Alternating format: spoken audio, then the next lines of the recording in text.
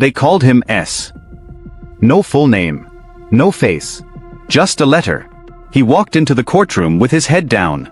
But when he spoke, the entire room leaned forward. Former bodyguard. Former enforcer. Former insider. And now, the man who would put everything on the line. For nearly 6 years, S worked for Sean Diddy Combs. He didn't just guard him. He guarded his secrets. He drove the cars. He stood outside the rooms. He carried the cash. And he watched everything. But as he told the jury, there came a point where I couldn't look away anymore. His voice was calm. But the words? They shook the foundation of the courtroom. I transported women. Some looked older. Some didn't. They were told they'd be attending parties. But when we pulled up, they'd realize there were no other guests. Only security. And one man waiting behind closed doors. He said the youngest he ever saw was 16. She was scared. Confused. Clutching her purse like a lifeline. She asked if this was a mistake, he said. I didn't know what to say. But that wasn't all. S claimed he was often instructed to deliver money. Not to artists. Not to staff. But to victims. We called it cleanup cash. No receipts. No questions.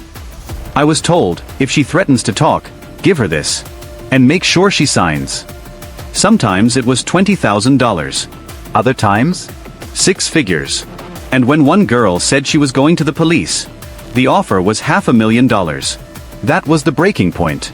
He told the court he once tried to go to the authorities. Walked into a police precinct in Florida. But before he could file a report, he received a phone call. $500,000, the voice said. Just walk out.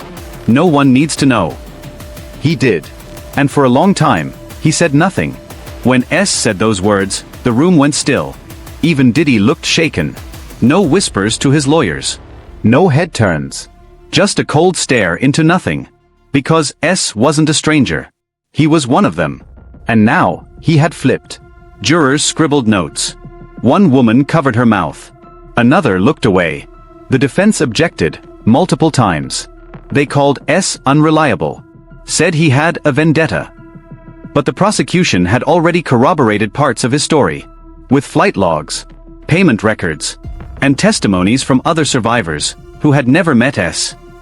But described the same houses, the same routines, the same rules. He said some girls would cry on the ride home. Others were silent. Most never returned. But what stuck with him, he told the jury, was a girl who asked, "Do you think I deserved it?" He didn't answer her then. But now, he was answering in court. No one deserved what happened in those houses. And I helped make it possible.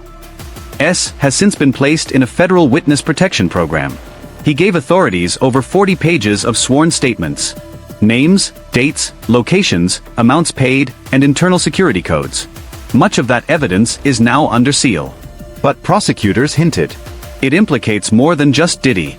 There are whispers of athletes, industry executives, investors, and even political donors. All linked through flight manifests, security footage, and silent agreements. And S? He was the thread pulling it all together. He lived in the shadows. Worked for the elite. Kept his head down. Until the guilt got louder than the money. And now, in a courtroom flooded with silence and power. One insider just cracked the case wide open. But the biggest question remains. If S turned, who's next?